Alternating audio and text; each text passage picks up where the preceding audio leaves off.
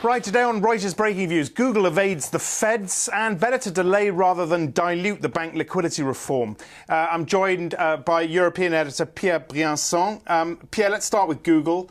They've promised to behave, as did Microsoft about a decade ago. So, you know, point to Google, if you like. But your piece, or Robert Siren's piece, is about their rivals and how much harder it's going to be to evade them. The point with all these major anti-competition, antitrust probes, we find that the big companies, especially in the tech industry, always end up with a slap on the wrist, basically. And this is what happens with Google. They get away without conceding anything on the core business, which is the search engine. And it appears that, yes, rivals competition from others is usually much more efficient to protect the consumer, which is usually the main driver behind those big probes. In the case of Google, we see that there's the competition from the likes of Yahoo, the likes of, consumers can always change, get a different search engine, enter an address in the box, and you carry to Google rivals very easily. Well, it's interesting. I know Robert's point, and this is well made but quite bold. The case shows how rivals in the technology industry are good at demolishing powerhouses. Microsoft unable to make much of a mark in search, smartphones or tablets, and then this line: eventually Google is destined to have the same fate. And that's quite a bold thing to say. Well, you're already seeing that. Google has been forced to buy smaller rivals, and the likes of YouTube or others, because other startups or startup companies were investing in areas where it didn't have any idea consumers would go, and so this what will happen as well. Again, Microsoft, remember Microsoft, where is Microsoft today in the smartphone business? Where is Microsoft today in the tablet business?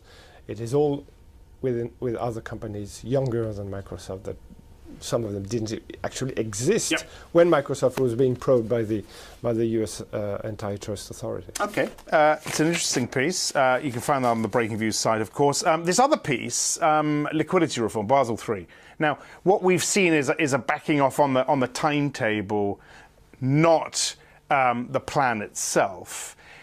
It's still going to be an interesting PR exercise for the banks, this one, though, isn't it? Who's actually going to put their hand up and say, yes, we need more time? Well, the banks, the European banks had been lobbying hard against that liquidity coverage ratio, LCR, for some time now, because they were basically asked to stock up on government debt deemed very liquid.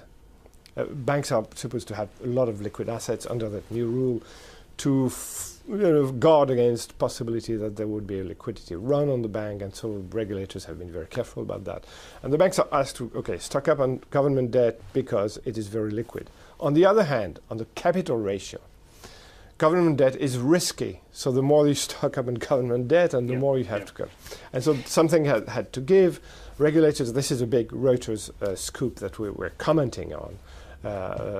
Regulators are about to give them more time, 3 more years, to comply with the new ratio. Within that time, they might revise the ratio as well. And so is it the regulator backing down a little bit? Of course they are, but due to circumstances and facing circumstances. You were going to say, the question is, what is a liquid asset nowadays for a bank? And that's something that they have to solve. And as you said, this is a Reuters scoop, not due out till Sunday, I believe, this news. Yeah. Good. Pierre, many thanks for that.